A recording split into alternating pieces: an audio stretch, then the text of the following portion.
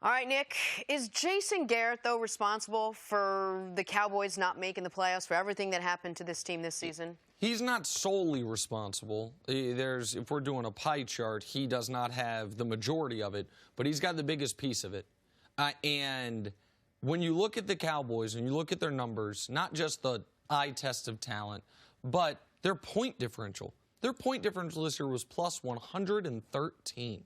That is elite. The only teams better than that this year: Baltimore, New England, San Francisco, Kansas City, New Orleans. What most people think are the 5 best teams in football, maybe with Green Bay sprinkled in. 11 teams in the NFL had a point differential, meaning they outscored their opponents on the season by more than 30 points. 30. 10 of them are in the playoffs. The 11th is the Dallas Cowboys, and they, again, were top 6. That is coaching. It's not just coaching, but the inability to beat good teams, which they could not do all year, the inability to win close games. They were, 0-7 in games decided by less than 10 points. That is coaching, not exclusively, but partially. And once again, for the 4th time in Jason Garrett's career, it wasn't this week, but last week, you had a win and you're in game in week 16 or 17 against a divisional opponent, and for the 4th time in those 4 opportunities, they lost. So Jason Garrett's fate, to me, was sealed a month ago when Jerry Jones put him on notice after the Patriot game saying Jason will be coaching in the league next year, but didn't say where. And then they fell flat against Detroit, and they fell flat against Buffalo, and they fell flat against Philadelphia. But, yeah, the 45%, 50% of the Cowboys' failures have to go on Jason Garrett. His contract's expiring, and his time in Dallas is over. Well, you're talking about Jerry Jones putting Jason Garrett on notice a month ago. I mean, Jason Garrett came into this season on notice because Jerry Jones wouldn't give him a contract extension. There's a reason why NFL teams don't allow coaches to be lame ducks going into a year. Just because you want the players in the locker room to respect the head coach's authority. But if you're a guy in that locker room, if you're DeMarcus Lawrence or if you're Ezekiel Elliott, you have more job security than your head coach does. And that does something to a team's mentality. So we're trying to figure out why Jason Garrett couldn't get this team to turn on the light switch, why he couldn't get this group going. One of the rosters that we said was the most talented coming into 2019. A big part of it has to do with Jerry Jones not giving Jason Garrett the job security. So while Nick puts a lot of the blame of this season on Jason Garrett, I go back to Jerry Jones' decision this offseason not to extend Jason Garrett. We all understand that Jerry wants to compete for a championship, and he finally feels like he has a team that's capable of doing that. But you do have to empower your head coach, and Jerry Jones failed to do that. So that's why I put a lot of the failure of this year on the owner. The only problem is you can't fire Jerry Jones. He's going to be there. So I think the next to take the blame has to be Jason Garrett. He won't be the head coach of the Dallas Cowboys in 2020. Look, the good thing about this team is that it's basically intact. They've got a good team for all intents and purposes. They're very talented. You're probably going to have your quarterback. You've already paid your running back. You got a great wide receiver. Your defense is a little banged up, but you got your great defense. So when you're looking at filling that position, what type of head coach are you looking for when you know the relationship with the owner and you know what kind of team you already have? I do not think the Cowboys can afford the risk of an unproven college coach. I think that the risk versus reward on that is it's out of whack. They are not rebuilding. They cannot have a year of growing pains where you figure some things out, you show some good things, and it's like, all right, it's about 2021 now. It is win right now. Win now mode for the Cowboys, honestly, started the year following 2016. They didn't know they were in win now mode in Dak's rookie year. But when you go 13-3, when you have the rushing champ in Zeke Elliott, they were in we can compete for a Super Bowl right now from 2017 forward. 17, they missed the playoffs, go 9-7 after Zeke's suspension. Last year, they start horribly, rally down the stretch, win one playoff game, but they were never a Super Bowl threat. This year, they were never a Super Bowl threat because their inability to win close games. They on the average Cowboys game this year, they outscored their opponent by 7 points, and they outgained their opponent by 100 yards, and they finished 8-8. What you need is a professional, seasoned head coach. So people are going to say Ron Rivera, but Ron Rivera might get hired before the end of today's show with Washington. I'm going to say a name that a lot of people aren't mentioning. Leslie Frazier. Leslie Frazier, who made the playoffs with Christian Ponder as his quarterback in Minnesota, they had a short trigger with him, as they often do with certain coaches in this league. He's done a great job as the defensive coordinator in Minnesota, would bring a toughness and a professionalism to the Cowboys I think they need. I think the Matt Rule, who, if people don't know him, the head coach of Baylor, those guys, I'm not saying he wouldn't be a good head coach. I'm not saying Lincoln Riley wouldn't be a good NFL head coach. But if they're a disaster, by the time you can recover from that, Zeke's done. Like, how long you're on a totally new team, so I want a known quantity as a head coach. And if he's a defensive-minded coach, to me, that's all the more of a bonus because it's a switch from what they have now. No, you're right. Once teams go through a coaching change, they usually go in the opposite direction of what they've already had. Jason Garrett, an offensive mind, they're probably going to lean toward the defensive side of the ball. But I'm with you in terms of not taking a chance on a college coach. You don't need a question mark at your head coach position when you have championship aspirations, but I don't think that the Cowboys can stay the course either. You can't go status quo and run this thing back with Jason Garrett. That's just not an option. You've had this guy there for the decade. He's had 9 full seasons. He took over with, I think, 8 games left in 2010 as the interim head coach after they moved on from Wade. But, I mean, in looking at Jason Garrett, it just has not been good enough. 85-67 is the record, but you've only got 3 playoff berths, 2 playoff wins. They're going to have to improve on that. This team is trying to get to the next level. I don't think Jason Garrett can take them there. I do think they need to find a coach that has NFL experience in that role as a head coach in order to put this team in the best position to try to compete in 2020. But quickly, you don't think Jerry Jones wants to bring in a name? He's a splashy owner. You don't think the reason he had Urban in his box, the reason there's then let me throw a name at you. With Lincoln. Let me throw a name at you that checks the box of experience, not going offense to defense, though. What about offering Josh McDaniels $10 million a year? What about just saying, Josh McDaniels, you know what, come here. Belichick's going to coach there forever. You almost went to Indy. Josh McDaniels has the experience, obviously has learned from the greatest coach of all time. That maybe is a way to thread the needle of that is a name, but it also has some experience to it. That's a name I'd be on the lookout for as well. The only thing with Josh McDaniels is you have to wonder whether he'd be cool with Jerry Jones being the general manager. Because if he's learned anything from Bill Belichick in his first tenure as a head coach with the Denver Broncos, it's probably in my best interest if I have control over the roster.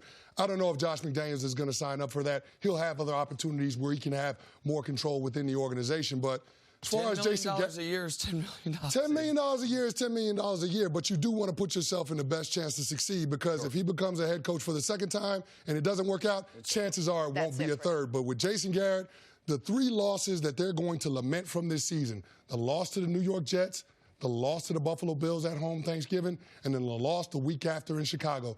Those are 3 games that the Dallas Cowboys had no business losing. It's going to cost Jason Garrett his job. All right, time now for Put a Grade on It, sponsored by CarMax. As for the Eagles, Philly won the NFC East with a win over the Giants. Carson Wentz threw for 289 yards and a score to get the injury-riddled Eagles into the playoffs. Nick, put a grade on Wentz's day. How can you give him anything but an A? They won. They won their 4th must-win game in a row. It was tied again going into the 4th quarter against the Giants team that gave them trouble a few weeks ago, and they ended up blowing them out. I give Carson Wentz an A. Yeah, Carson Wentz has to get an A, but you also got to give an A to that defense, especially the defensive line of the Philadelphia Eagles. They showed up, made some game-changing plays. And then, of course, Malcolm Jenkins had that strip on Daniel Jones that set up that touchdown to kind of put things away in the 4th quarter. So A for Carson Wentz, also an A for that Philadelphia Eagles defense. Nick, did Dak Prescott prove that he is worth a big-moneyed contract this offseason? No. He's going to get it, and this is just people say it's the cost of doing business. It's the way it works in the NFL. You have to pay these. No, you don't. You do not have to. Dallas, you do not, no matter what anybody tells you, you are not obligated. It is not subclause 6B of the CBA. Thou must give Dak Prescott $145 million with $120 million guaranteed. You're allowed to tell this young man, who, by the way, conducts himself beautifully. I wish I had 10% of the maturity at Dak's age that I wish I had 50% of it now that Dak has, even though he's 10 years younger than me.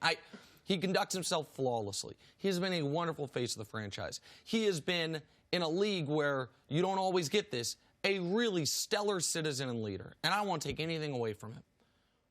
But it's business. And you're allowed to say to Dak Prescott, here's our offer.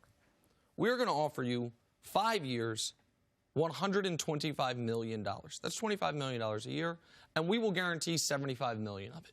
You will never have to worry about money again. You will be set forever. We can continue on the track we're on. And if you want something substantially more than that, we're going to pull this back, and you're going to play for 1 year, $26 million on the franchise tag, and we're going to start looking around. And you can to mix metaphors, check Dak's oil, so to speak, as you would say. Like, see how he really feels about playing another prove-it year after he played this prove-it year. Because nobody said when Seattle gave Russell Wilson his $35 million a year, don't know if they should do it because we know he's great. Nobody said it about Aaron Rodgers because we know he's great. I don't think even many people said it about Carson Wentz, even though he wasn't fully proven. The guys who we question it when they get it are the guys who you know shouldn't get it. Goff, we questioned it. Stafford, we questioned it. Matt Ryan, I think some people, even though he'd been to a Super Bowl, you questioned it. Guys that when they get the deal, you're like, it's a lot of money. Your first reaction is the right reaction. It is a lot of money, and it does handcuff your team. So I wouldn't do it. I don't think he earned it this year. I think he played great against bad teams and bad against good teams. I think they will do it, Canty, and I think they'll regret it. Well, Jenna, you said it coming into this year. Did he earn the right to get paid that kind of money, $35 million a year? No, he didn't. That's the short answer to your question. You talked about Carson Wentz, Nick. We saw that from Carson Wentz this season, being down all three starting receivers. No Aguilar, no Jackson, no Alshon Jeffrey. He was able to find a way to win games. That's what good quarterbacks do. That's why you pay those guys $30+ million a year, because they're able to overcome all the deficiencies that your team might have and still put you in positions to compete. This thing couldn't have been set up any better for Dak Prescott coming into this year. This was all out in front of him. Arguably the best offensive line in football. Arguably the best running back in football. A true #1 wide receiver in Amari Cooper. An emerging #2 in Michael Gallup. What else did you need if you were Dak Prescott? A healthy offensive line throughout the year. In order to have success, it just didn't make sense. And so when you see some of the losses that this Dallas Cowboys team had, yeah, I'm not paying Dak Prescott market value for a quarterback. Now, I think the Dallas Cowboys will be forced to because they don't have any alternatives this offseason, and you got to make sure you get the return on the investment with the contracts that you've already doled out to players. You're trying to compete for a championship now. You don't have the time to break in a young quarterback. So I think that Dak Prescott is going to be the starting quarterback for the Cowboys, but I don't have confidence that they're going to get a long-term deal worked out just because these two sides are so far away in terms of the compensation. And I actually understand why the Dallas Cowboys have been hesitant to this point to pay him what he's asking for. And I think they will get a deal done because I'm gonna use an awkward metaphor here for a moment. And none of us at this table have ever been divorced, and God willing, none of us ever will be. But if you ever know someone who is on their second marriage, especially if when they got divorced the first time, friends and family were like, are you sure? You sure? Like, are you sure you want to leave your wife of however long, your husband for however long? No. Absolutely. On that second time around, even if they realize early on this might not be right, they can't have been wrong about the first decision. Jerry Jones, I would wager all the money I have, still wakes up at night saying, did I move on from Tony too early?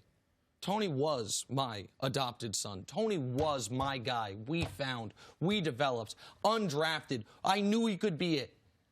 And I'm seeing, prior to this year, Brady playing to his early 40s. Breeze playing to his late 30s. Until this year, Phillip Rivers played at a high level. And I moved on from him because the new, hot, young quarterback was available to me. If I move on from Dak, then I was wrong about moving on from Tony. But the numbers say, you could say, oh, he was second in the NFL in passing yards. The top 5 in that category are Matt Ryan, Phillip Rivers, Jared Goff, Dak Prescott, and Jameis Winston. They all have one thing in common. Ain't none of them playing in a playoff game this year. What I care about with Dak is, how was he against good teams? How was he against everybody else? And we can show it to you quickly, I think. Against good teams, Dak Prescott was awful. And the team was awful. Against bad teams, he dominated. No, maybe no quarterback in the league you have against Washington. And you saw it yesterday. You got to beat some of the good teams in order to justify the 2 other Pro Bowl level players you won't be signing because you're giving your quarterback $35 million a year. And I don't see Dak Prescott taking that next step in his evolution. No, you're right. I don't see it either. And that one win that he has against playoff teams, that came against the Philadelphia Eagles when they were struggling to find themselves. So, I mean, the fact is that this Dallas Cowboys team only beat one club that was over 500 when they played them, that being the Los Angeles Rams, but they still weren't in position to be able to accomplish the ultimate goal, which is competing for a championship, because they lost to the Philadelphia Eagles the following week. So, I mean, when you look at reasons to pay a guy or reasons not to pay a guy, I feel like Dak Prescott gave you more reasons not to pay him this year than reasons to pay him. Thanks for watching. Subscribe here to get the latest from the show. Also, be sure to check out more of the best clips from First Things First, or go watch a few segments from our other shows on FS1.